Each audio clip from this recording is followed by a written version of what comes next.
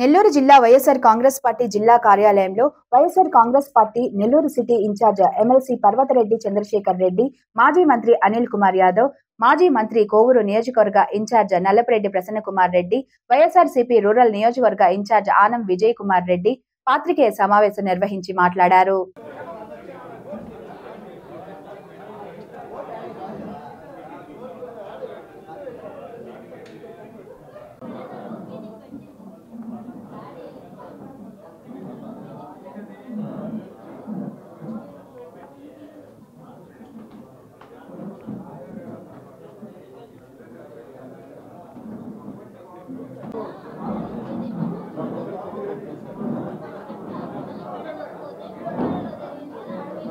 దాదాపు 1 వీక్ కరెక్ట్గా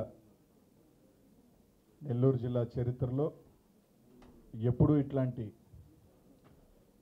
ఫ్యాక్షన్ కలిగిన మెంటాలిటీతో రాజకీయం చేసి ఈ విధంగా ఇంటి మీదకి వచ్చి దాడి చేయటం అనేది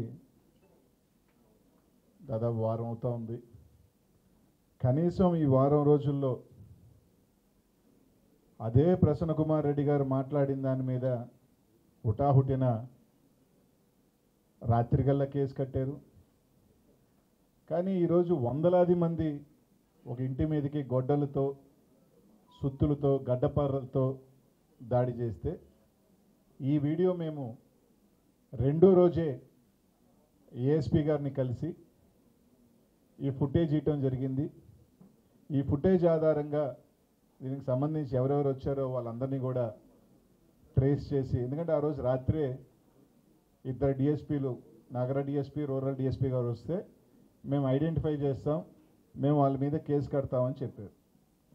నెక్స్ట్ రోజు ఈ ఫుటేజ్ కూడా మేమే కలెక్ట్ చేసి ఏఎస్పీ గారిని కలిసి మేమందరం కూడా ఆ రోజు ఈ ఫుటేజ్ ఇవ్వడం జరిగింది. దాదాపు ఫుటేజ్ ఇచ్చి కూడా 6 రోజులు అవుతా ఉంది. నిన్న సాయంకాలం ఒక ఎఫ్ఐఆర్ కట్టి ఆ ఎఫ్ఐఆర్లో ఎవరూ పేర్లే, కొందరు దుండగులు దాడి చేశారని ఒక ఎఫ్ఐఆర్ కట్టారు. అంటే ఇంత స్పష్టంగా ఒక ఫుటేజ్ ఇచ్చి ఆ ఫుటేజ్లో ఎవరెవరు ఉన్నారని మాకు తెలిసిన దాదాపు 8-9 మంది ముఖ్య నాయకులు, కోవూరుకు సంబంధించిన ముఖ్య నాయకులు పేర్లు ఐడెంటిఫై స్పష్టంగా కనిపిస్తున్నా కూడా ఈ రోజుకి కూడా ఒక కేసు కట్టకపోగా కోవూరు శాసనసభ్యురాలు ప్రశాంతమ్మ రెండో రోజే మూడో రోజే ప్రెస్ మీట్లు కూడా పెట్టడం జరిగింది. మొదట మేము కూడా ఖండిస్తున్నాం, ఎవరు అభిమానులు అనింది. కరెక్ట్గా ఇంకో 2 గంటల తర్వాత నేనే ఫోన్ చేశాను, వెనక్కి పిలిచాను. అంత నిజమే, వాళ్ళ నాయకులు స్పష్టంగా కనిపిస్తూ ఉన్నారు కాబట్టి అయిపోయింది దాడి, చాలు మీరు వచ్చేయండి ఇంకా అని చెప్పిందేమో. తర్వాత మళ్ళీ సాయంకాలం ఇంకొక 2 గంటల తర్వాత వాళ్ళే బగలు కొట్టుకున్నారని చెప్పింది. అది కూడా చూపించాం. మేమెవరూ బగలు కొట్టలేదు, ప్రసన్నకుమార్ రెడ్డి రాకముందే పోలీసులు వచ్చి చెదరగొట్టి అందరినీ తరిమేయటం కూడా జరిగిందని వీడియో కూడా చూపించాం. మళ్ళీ ఇంకో కొంచెం తర్వాత ఏం చెప్పింది, ప్రసన్నకుమార్ రెడ్డికి ఎవరో చెప్పారేమో, ఎవరో పత్రికా విలేకరు అడిగితే అందుకని వెళ్ళిపోయాడు. అంటే మీరు ఒక స్కెచ్ గీశారు, ఆ స్కెచ్ ఆయనకు తెలిసింది కాబట్టి వెళ్ళిపోయాడు, మేము దాడి చేసే సమయానికి లేరు అని చెప్పి ఆమె ఇండైరెక్ట్గా చెప్పింది. అంటే ఏంటి దాని ఉద్దేశం, మీరు 200 మంది వెళ్ళండి, ప్రసన్నకుమార్ రెడ్డి మీద దాడి చేయండి, ప్రసన్నకుమార్ రెడ్డిని హతమార్చండి అనేదే కదా స్పష్టంగా కనిపిస్తూ ఉంది. ఇంత స్పష్టంగా ఆమె నోట్లో నుంచే ఆమె స్పష్టంగా పత్రికా ఏది కూడా మేము చెప్పేది ఏది కూడా దీంట్లో ఒకటి కూడా మేము ఏదో వేగ్గా ఒకరి మీద నింద వేయటం కాదు. స్పష్టమైన ఆధారాలు ప్రెస్లో చూపిస్తున్నాం, ఎవరెవరు వచ్చారు, ఎవరిల్లు అది కనిపిస్తూ ఉంది. ఆమె చెప్పిన ప్రెస్ వీడియోస్నే కోట్ చేస్తూ ఉన్నాం. ఆమె చెప్పింది మీ పత్రికల ద్వారా చెప్పిందే మేము చెప్తా ఉన్నాం. ఈరోజు అలాగే ఇంత దాడి జరిగి వైఎస్ఆర్ కాంగ్రెస్ పార్టీకి సంబంధించి మేము మద్దతు తెలియజేస్తే అందరూ ఆయన ఎందుకు వచ్చాడు, ఈయన ఎందుకు వస్తున్నాడు, ఆయనకి ఏం సంబంధం. నీ మీద 4 మాటలు మాట్లాడితే రాష్ట్ర వ్యాప్తంగా ఈ జిల్లాలందరి చేత ప్రెస్ మీట్లు పెట్టించుకొని అన్నీ చేయించుకున్నప్పుడు ఒక పెద్ద కుటుంబం వైఎస్ఆర్సీపీకి సంబంధించిన ఒక జిల్లాలో 6 సార్లు ఎమ్మెల్యే, ఒక మాజీ మంత్రి, 15 సంవత్సరాలుగా మా అందరికీ కూడా వైఎస్ఆర్ కుటుంబంలో కలిసి పార్టీలు కలిసి నడుస్తున్నాం. ఈ జిల్లాలో ఒక పెద్దన్నగా అందరికీ కూడా రాజకీయాలలో ఎలా మెలగాలో, ఎలా ఉండాలి, హుందాగా ఉండాలో అనేది నేర్చుకున్న వ్యక్తికి సమస్య వస్తే, ఆయన మీద హత్యా ప్రయత్నం జరిగితే, ఒక హత్యా ప్రయత్నం జరిగితే మేమందరం పోతే ఆయనకేం పని, ఆయనకేం సంబంధం అంటే అది ఏందని ఇది అంటే ఆయనకేం సంబంధం ఏంటంటే ఇప్పుడు అనిల్ కుమార్ యాదవ్కి నాకు సంబంధం ఎందుకు ఉండదు? ముందుగా ఏ పౌరుడి కన్నా రాజకీయాలు పక్కన పెడదాం, ఏ పౌరుడైనా ప్రశ్నించే హక్కు, ఒక వ్యక్తి మీద ఇట్లాంటి దాడి జరిగినప్పుడు ఒక పౌరుడిగా స్పందించే హక్కు నాకుంది. తర్వాత వైఎస్ఆర్ కాంగ్రెస్ పార్టీలో మేము అందరం కూడా కలిసి 15 సంవత్సరాలుగా కుటుంబ సభ్యులుగా మెలిగి పార్టీలో ముందుకు వెళ్తూ ఉన్నాం. వాళ్ళకేం సంబంధం, ఆయనకేం సంబంధం, వీళ్ళకేం సంబంధం అని మాట్లాడి ఇంకా కూడా హేళనగా దాన్ని పశ్చాత్తాపం ఎక్కడా కూడా ఒరే పొరపాటు చేసాము, పగలగొట్టించామే, దాడి చేయించామే, ఒకవేళ పెద్దామికి నల్లపురెడ్డి శ్రీనివాసులరెడ్డి గారి సతీమణికి ఏమన్నా 200 మంది పోయినప్పుడు ఒక షాక్కు గురై ఏమన్నా అయ్యునుంటే ఏంటి అనే పరిస్థితి అని ఒక చిన్న పశ్చాత్తాపం కూడా లేకుండా ఒక ఫ్యాక్షన్ మెంటాలిటీ, ఒక రాక్షసత్వమైన మెంటాలిటీతో తర్వాత కూడా మాట్లాడుతున్న తీరు చూస్తుంటే నిజంగానే బాధ కలిగిస్తుంది. ఏమన్నా మాట్లాడితే మేము ఒక మహిళ గురించి మాట్లాడుతున్నారు, ఒక మహిళ గురించి మాట్లాడుతున్నారు అని అంటారు. ఈరోజు ఎలా ఉందంటే తెలుగుదేశం పార్టీ ఏది చేసినా ఒప్పు, వైఎస్ఆర్ కాంగ్రెస్ పార్టీ ఏమి చేయకపోయినా కూడా 4 కల్పించి మా మీద బండలేసే రకం. ఈరోజు ఇది జరిగిన తర్వాత కృష్ణా జిల్లాలో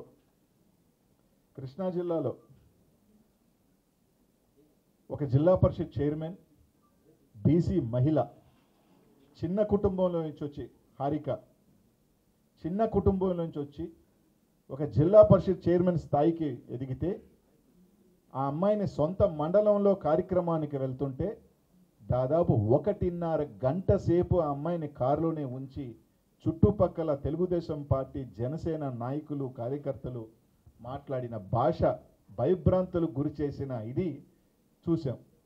చూసిన తర్వాత తెలుగుదేశం పార్టీలో మంత్రి గారు, ఒక బీసీ నాయకుడు, ఒక బీసీకి జరిగిన అన్యాయాన్ని ఖండించకపోయినా పర్వాలేదు, ఆయన మాట్లాడిన భాష ఏంటి? ఒక మహానటి, ఒక బీసీ మహిళ మీద దాదాపు 1.5 గంట సేపు అరాచకం చేస్తే ఆమె మహానటి.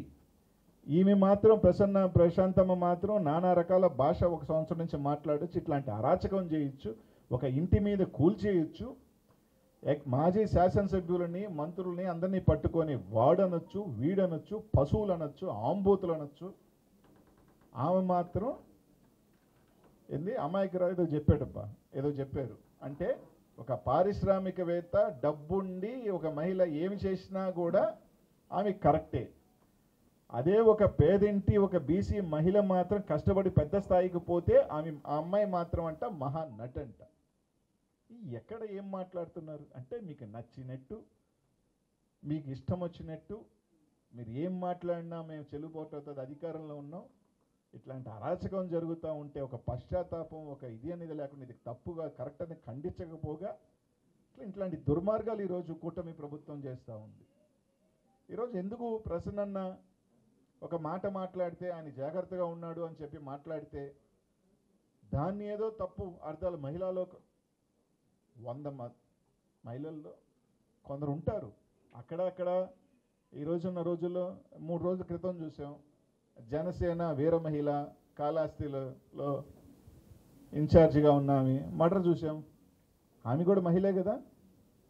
వాళ్ళ డ్రైవర్ని చంపేసి కూవం నదిలో పడేసిన సంఘటన 3 రోజుల క్రితం వెలుగు వచ్చింది. అంటే ఇట్లాంటివి ఒక్కొక్కడి దగ్గర అందరూ కాదు, 1% మహిళలు ఒక నేరపూరితమైన ఆలోచనలు, ఒక రాక్షసత్వమైన ఆలోచనలు, ఒక ఫ్యాక్షన్ మెంటాలిటీ గలన ఆలోచనలు ఈ మధ్య సినిమాల్లో కూడా చూస్తూ ఉన్నాం. మామూలుగా ఆడవాళ్ళే ఫ్యాక్షన్ మెంటాలిటీతో చేసే కార్యక్రమం కూడా చూస్తూ ఉన్నాం. ఇవన్నీ ఎందుకు వస్తున్నాయి? అక్కడక్కడ 1% కొన్ని ఉన్నాయి. అట్లాంటి వాళ్ళని మీరు ప్రోత్సహించి దాడులు చేయించి వాళ్ళని ఇంకా అయ్యో పాపం వాళ్ళు మహానుభావులు, డబ్బులుంటే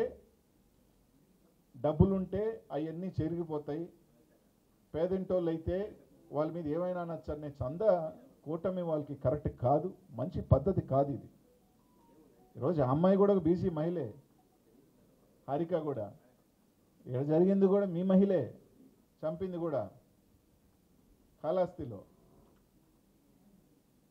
ఈరోజు దాడి మీదకి సంబంధించిన కేసులు కట్టకపోగా ప్రసన్నన్న మీద ఒక కేసు కట్టారు, ఇంకా కూడా కడతారు. ఆ కేసో ఈ కేసో 1.5 సంవత్సరం తర్వాత ఆ మట్టి ఎత్తాడనో ఈ మట్టి ఎత్తాడనో కూడా దొంగ కేసులు కట్టే ప్రయత్నాలు చేస్తారు. ప్రయత్నాలు చేయకుండా పోరు, ఎందుకంటే ఏదో ఒక రకంగా కక్ష చేయాలి. ఇప్పుడు డ్యామేజ్ అయిపోయాం, నష్టమైంది, ప్రజల్లో చెడ్డగా పోయింది, కాబట్టి ఏదో ఒకటి చేయాలని ఒక ఆలోచన చేస్తారు. కాబట్టి ఇంకనైనా మీకు ప్రజల మ్యాండేట్ 5 సంవత్సరాలు మంచి చేయమని ఇచ్చారు, మీరు మంచి చేయండి. ప్రజల పక్షాన పోరాటం చేయమని మాకు అవకాశం కల్పించారు, అలాగే మేము పోరాటం చేస్తాం. అంతే తప్ప మీరు ప్రసన్నన్న అప్పులు వ్యక్తిగతం కాదా? ప్రసన్నన్న అప్పు చేస్తాడు.